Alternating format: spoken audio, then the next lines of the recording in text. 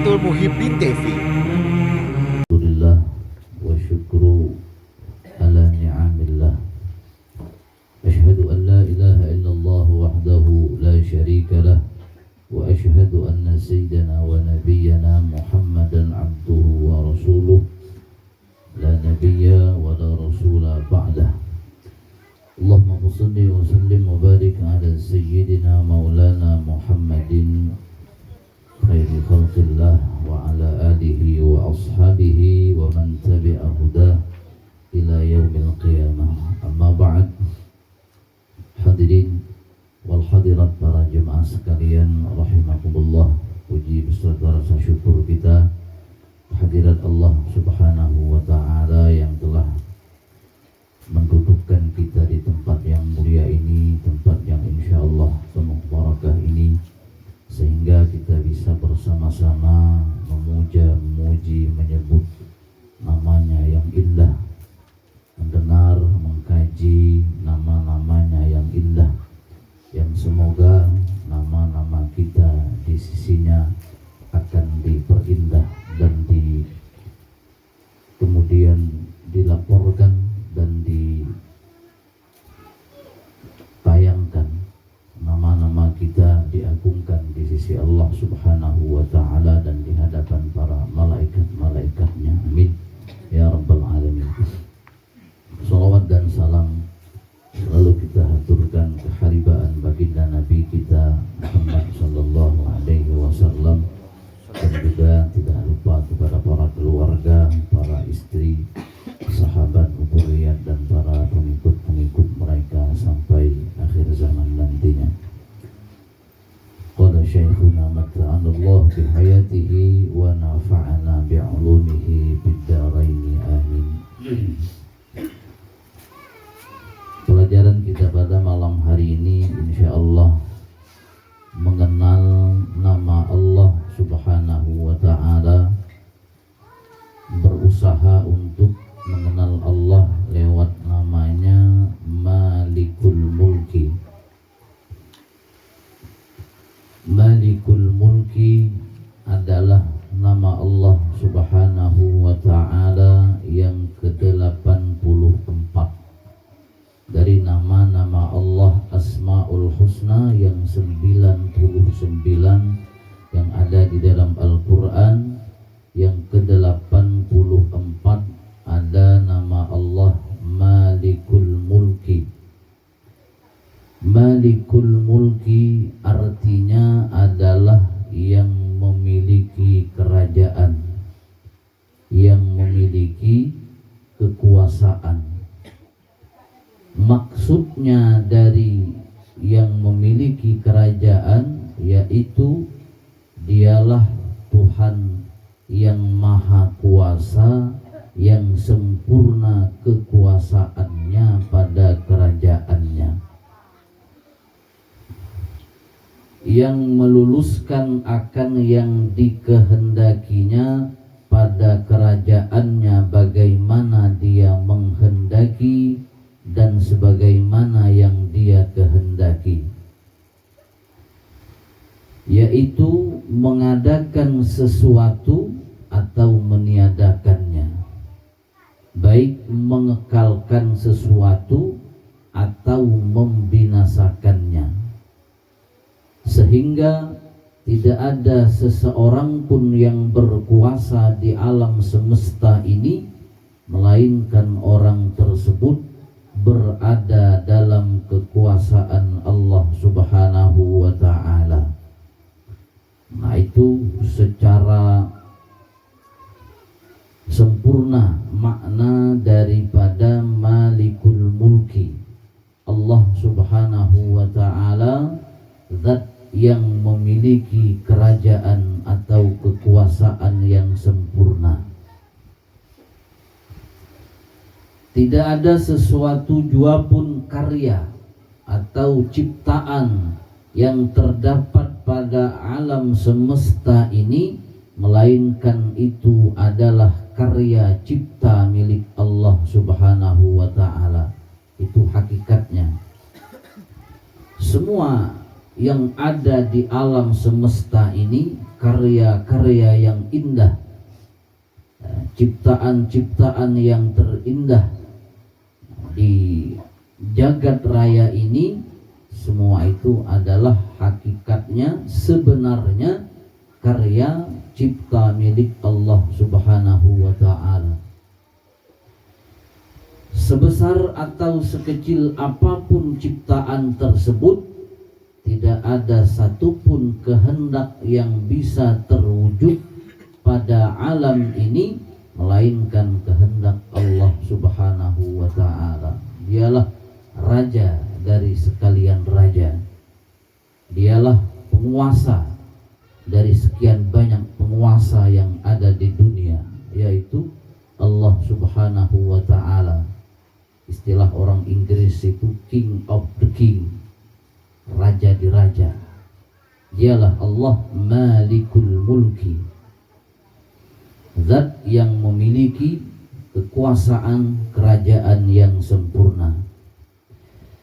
Silahkan kita berkehendak dan apapun yang dikehendaki, namun perlu diketahui apapun kehendak kita tidak bisa terwujud kalau tidak sesuai dengan kehendak Allah Subhanahu wa ta'ala. Itu pertanda Allah berkuasa. Apa yang Dia kehendaki maka pasti akan terjadi. Apa yang Dia inginkan pasti terwujud. Dialah raja yang memiliki kerajaan dan kekuasaan yang sempurna. Berbeda dengan raja-raja yang ada di dunia. Kadang-kadang mereka menginginkan itu, tapi keinginan mereka tidak terwujud. Banyak keinginan-keinginan yang mereka inginkan, tetapi dengan sedikit kekuasaan yang mereka miliki, maka bisa saja tidak terwujud keinginan-keinginan mereka. Tetapi berbeda dengan keinginan dan kehendak Allah Subhanahu wa ta'ala. Apa yang Dia inginkan pasti akan terjadi, pasti akan terwujud. Kenapa kerajaan-kerajaan kecil yang ada di dunia tidak bisa meluluskan keinginan mereka? Karena kerajaan ini semua berada di bawah kerajaan dan kekuasaan Allah Subhanahu wa ta'ala. Nah, jadi ada yang lebih raja dari raja di dunia ini, Allah Sang Pencipta kita. Dalam Al-Quran, nama Allah Subhanahu wa ta'ala Malikul Mulki ini disebutkan di dalam surah Ali Imran ayat 26. Kata Allah, Qulillahumma malikal mulki tu'til mulka man tasha' wa tanzi'ul mulka mimman tasha' wa tu'izzu man tasha' wa tudhillu man tasha'u biyadikal khair innaka ala kulli syai'in qadir. Ini ayat sering kita baca setelah selesai maghrib, setelah selesai subuh. Ya, itu wirid yang sering kita baca, ayat Ali Imran, surah Ali Imran ayat ke-26. Yang artinya, katakan, wahai Tuhan yang mempunyai kerajaan, Engkau berikan kerajaan kepada orang yang Engkau kehendaki, dan Engkau cabut kerajaan dari orang yang Engkau kehendaki, dan Engkau muliakan orang yang Engkau kehendaki, dan Engkau hinakan orang yang Engkau kehendaki. Di tangan Engkaulah segala kebaikan, sesungguhnya Engkau maha kuasa atas segala sesuatu. Al-Imam Ibnu Katsir menafsirkan ayat yang ke-26 tersebut di dalam tafsir besar beliau, tafsir Al-Quranul Azim. Beliau menafsirkan kalimat kul, katakan, tafsiran beliau, kul ya Muhammad, katakan hai Muhammad, mu'azziman li rabbika.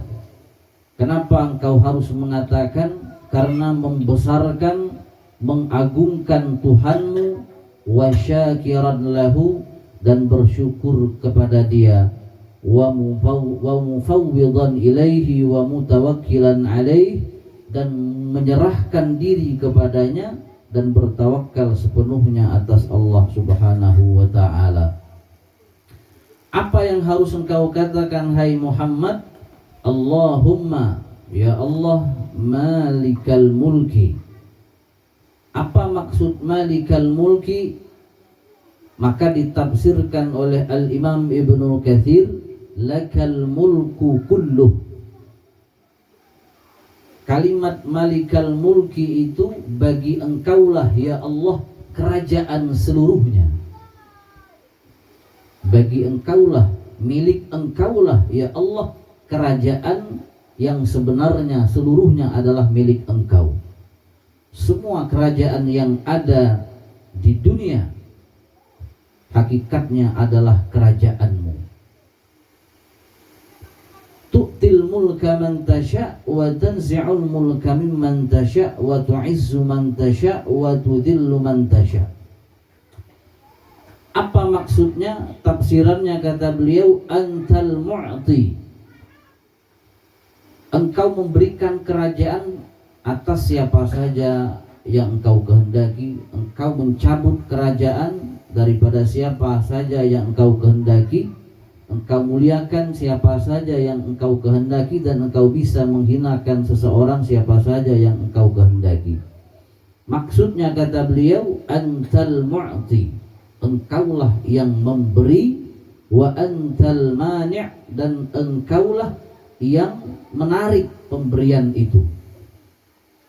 Wa antal ladzi ma syi'takan, dan engkaulah orang yang apabila engkau berkehendak, apabila engkau berkeinginan, kana, akan terjadi. Wa ma lam tasya', dan engkaulah orang yang apabila engkau tidak menghendaki, engkau tidak menginginkan sesuatu, lam yakun, maka tidak akan pernah terjadi. Nah, Al-Imam Ibnu Katsir mengomentari ini ayat, kata beliau, wa fi hadhil ayah tanbihun. Di dalam ayat ini adalah peringatan, wa irsyadun, dan pelajaran sangat penting, ila syukri ni'matillahi ta'ala. Untuk apa? Untuk mensyukuri nikmat Allah Subhanahu wa ta'ala ala rasulihi sallallahu alaihi wasallam. Nikmat yang mana? Nikmat yang diberikan oleh Allah atas Rasulullah, wa hadhil ummah, dan ini umat. Kenapa? Kata beliau, li'anna Allah ta'ala, karena Allah Subhanahu wa ta'ala hawwalan nubuwah, Allah memindahkan kenabian min Bani Israel, yang dulunya sebelumnya belum ada nabi dari kalangan orang Arab, kebanyakan dari Bani Israel, dari kaum Bani Israel.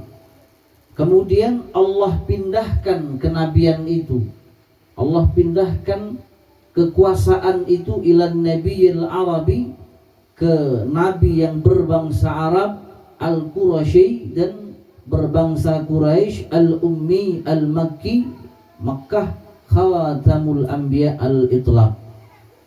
Beliau adalah penutup sekalian para nabi secara mutlak.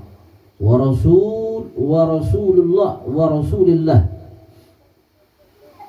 rasulillah ila jami'i tsaqalain al-insi wal jin.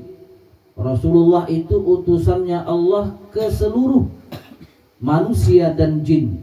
Alladzi jama'allahu fihi, yang mana Allah mengumpulkan pada diri nabi itu mahasin, kebaikan-kebaikan, man kana qablahu, orang-orang yang sebelum beliau.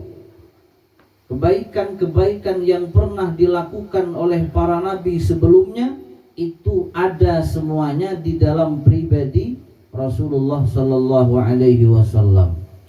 Allah pindah kekuasaan itu kepada Rasulullah sallallahu alaihi wasallam, dan ini umat. Wa khassahu bi khasaisa, dan Allah istimewakan Rasul dengan kekhususan, keistimewaan lam yu'tiha, yang tidak pernah Allah beri keistimewaan itu, nabiyan minal anbiya, seorang nabi pun daripada para nabi. Allah beri yang tadinya tidak Allah beri. Ketika nabi diutus, maka Allah beri pemberian itu. Wala rasulan minar rusul fil ilmi billah, juga tidak Allah beri kepada seorang rasul daripada para rasul yang lain selain nabi. Apa yang Allah beri? Fil ilmi billah, tentang ilmu mengenal Allah subhanahu wa ta'ala.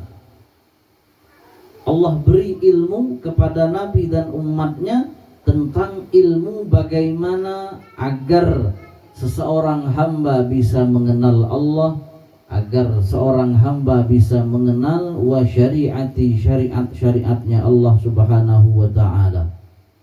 Itu ada di dalam pribadi nabi kita. Wattila'ihi alal ghuyub, di antara pemberian Allah kepada nabi itu, kata beliau, mengetahuinya nabi atas perkara-perkara yang gaib, al-madiyah, yang telah lampau, yang dulu terjadinya sebelum beliau diadakan oleh Allah. Allah beri kepada nabi kita pengetahuan itu, sejarah-sejarah masa lalu seperti kenyataan, kisah-kisah orang dulu mulai zaman Nabi Adam dan sebelum zaman Nabi Adam. Nabi kita diberi tahu oleh Allah subhanahu wa ta'ala ilmunya, sehingga Nabi seolah-olah melihatnya kenyataan. Wal atiyah, di samping Nabi mengetahui perkara-perkara yang gaib yang telah lalu, juga Nabi mengetahui perkara-perkara gaib yang belum terjadi, yang akan datang terjadinya, yang setelah beliau, al-madiyah, yang lalu dan yang akan datang, yang perkara-perkara yang gaib. Nah, itu diketahui oleh Nabi. Wa kasyafa lahu, dan Allah buka kepada Nabi an haqaiqil akhirah, kenyataan-kenyataan akhirat, yang kita hanya mendengar cerita, tetapi Nabi kita melihat secara nyata. Itu kelebihan yang dimiliki oleh Rasulullah Sallallahu Alaihi Wasallam. Dibuka tabirnya, dibuka hijabnya oleh Allah Subhanahu Wa Taala, sehingga Nabi kita nengong gele-gele, keliat Nabi nengong, transparan bagi Nabi kita akhirat itu. Kalau kita tergantung keimanan kita, keyakinan kita, kita nengong akhirat.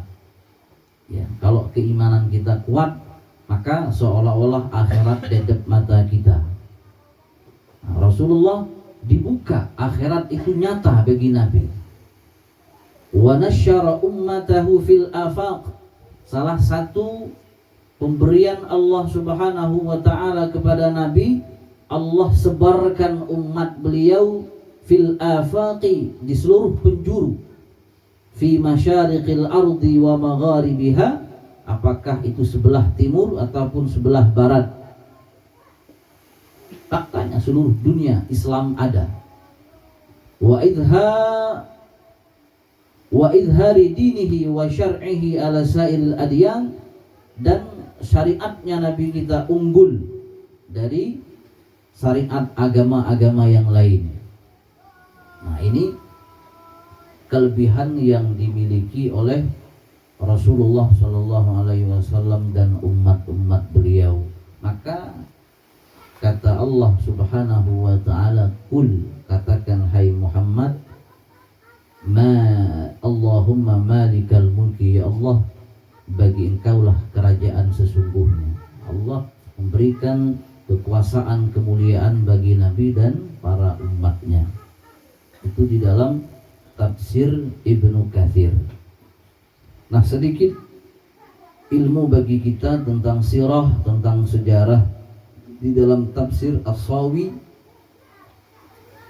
dikatakan yang menjadi sebab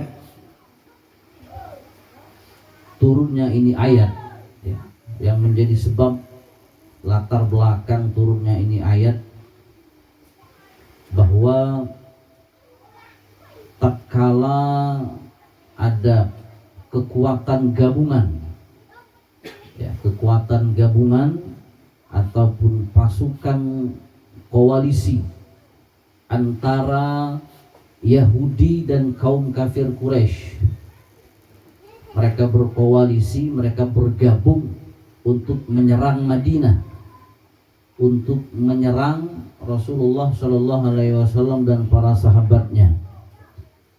Jadi di tahun yang kelima Hijriah, tepat tahun 627 Masehi di bulan Syawal. Nah, jadi masyarakat Yahudi yang terusir daripada Madinah, mereka dendam, ya, menaruh dendam dengan Nabi dan para sahabatnya, sehingga mereka menghasut orang kafir Quraisy agar mereka bersekutu dengan mereka untuk menyerang Nabi kita, untuk menyerang Madinah, Nabi dan para sahabatnya. Sehingga dikatakan berkumpullah dari pasukan koalisi tersebut, ya, kekuatan gabungan kafir Quraisy dengan Yahudi. Mereka membawa tentara sebanyak kurang lebih 10.000 tentara untuk menyerang kota Madinah. Sementara pada waktu itu tahun kelima Hijriah, kaum muslimin hanya berkekuatan sekitar 2.000 sampai 3.000 tentara. Orang kafir beserta Yahudi itu 10.000 lebih, tidak seimbang. Ya, kekuatan kaum muslimin tidak seimbang dengan kekuatan yang dikerahkan oleh pasukan koalisi, yaitu gabungan Yahudi dan kafir Quraisy. Nah, 10.000. Maka Nabi sebagai kepala negara tentunya bermusyawarah bagaimana menghadapi tantangan ini. Ya, kemudian ada seorang sahabat yang bernama Salman Al-Farisi. Ya, Salman Al-Farisi, beliau berasal dari negeri Persia yang sekarang Iran. Jadi beliau memberikan ide brilian. Kata beliau, kita bikin parit, ya, kita bikin khandak, bandar, ya, biasa kita bender bosek, ya, bender bosek di sekeliling kota Madinah. Maka di dalam sejarah Islam itu ada istilah perang khandak namanya, perang khandak. Khandak itu istilah parit ataupun bandar besar yang mana lebar itu kurang lebih sekitar hampir 5 meter, dalamnya sekitar 3 meter lebih. Itu bandar yang dibikin oleh para sahabat mengelilingi kota Madinah, yang dikisahkan sekitar 5,5 kilometer parit yang dibikin untuk kemudian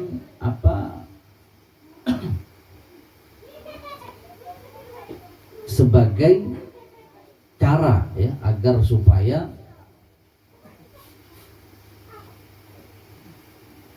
kaum kafir Quraisy dan Yahudi tidak bisa menerobos ke kota Madinah, atau sebagai mekanisme pertahanan, ya, mencegah kaum kafir tidak bisa menerobos ke kota Madinah. Dan ide tersebut diterima oleh Nabi kita, dan karena memang ide ini didasari dari kebiasaan orang-orang Persia. Nah, orang-orang di kampung halaman Salman Al-Farisi, sehingga diterima dengan baik oleh Rasulullah Shallallahu Alaihi Wasallam. Berbeda dengan strategi perang Arab kala itu, ya, di kalangan orang Arab strateginya hanya tekniknya gerilya, maju, mundur, atau gempur, atau lari.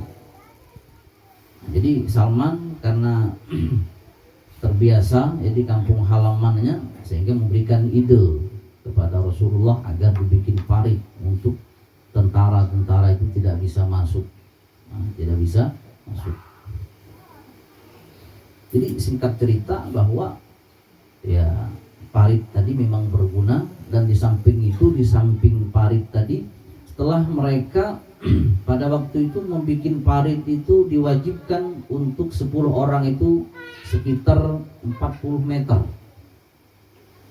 Jadi setiap 10 orang ngalik 40 meter, 10 orang ngalik 10 meter sekian hari, sehingga sekitar 5 km lebih bergali itu parit ataupun bandar besar tadi untuk menghalangi musuh agar tidak bisa menerobos ke kota Madinah. Dan terbukti di samping itu juga Allah Subhanahu wa ta'ala berikan kekuatan sehingga pada peperangan itu Allah Subhanahu wa ta'ala cuaca ini Allah bikin ekstrim. Cuaca di kota Madinah pada waktu itu dinginnya luar biasa, sehingga banyak tentara-tentara Yahudi dan kafir Quraisy mati kedinginan dan diserang oleh penyakit malaria, sehingga mereka mati kedinginan, dan peperangan itu dimenangkan oleh kaum kafir Quraisy. Dan yang menarik, di waktu membikin parit tersebut, bandar besar tersebut, ada seseorang sahabat yang kemudian kebetulan menggali bandar tadi. Tiba-tiba ada batu besar, ya, tiba-tiba ada batu besar yang menghalangi, sehingga bandar tadi agak susah itu bisa, dan tidak bisa dipecahkan oleh alat pemecah, tidak bisa dipecahkan. Nah kemudian karena tidak bisa dipecahkan, maka para sahabat tadi mendekati Rasulullah, wahai Rasul, di situ ada batu besar yang tidak bisa dipecahkan. Dan Masya Allah, ketika Nabi mendekat, beliau mengambil alat pemecah dari Salman Al-Farisi, maka beliau pukulkan, ya, ke batu yang besar tadi. Di pukulan yang pertama, maka di pukulan yang pertama tersebut keluarlah kilatan cahaya. Ketika beliau pukul dengan alat pemecah tadi, batu tadi, maka memancar, ada kilatan cahaya. Dan beliau mengatakan, kata Nabi kita, aku melihat kelihatan, kata beliau, istana, ya, istana Persia. Kelihatan bagiku istana Persia, kata Nabi kita. Nabi kan alimul ghaib, yang belum terjadi itu beliau sudah tahu.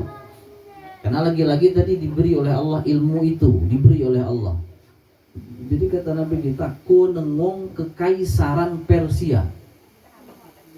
Ya, Persia itu adalah, ya, kerajaan besar pada waktu itu, ya, yang sekarang Iran, ya, di daerah Iran yang terletak di persimpangan Asia Tengah, Asia Selatan, ya, negara-negara Timur Tengah. Masa kekaisaran Persia itu berlangsung berabad-abad, mulai dari abad ke-6 sebelum Masehi sampai abad ke-20 Masehi. Berpuluh-puluh abad itu kerajaan Persia menguasai pada waktu itu. Jadi kata Nabi kita, aku melihat kekaisaran Persia. Ini pertanda ke depan, ya, kata Nabi kita, Persia itu akan ditaklukkan oleh umatku.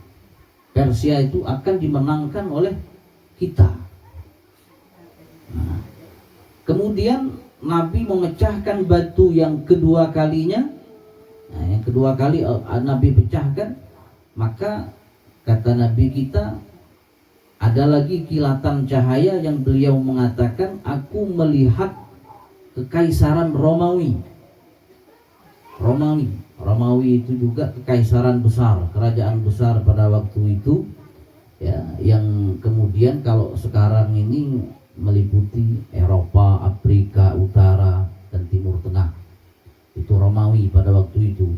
Romawi dan Persia ini saling konflik, dua kerajaan besar yang saling konflik di masa itu.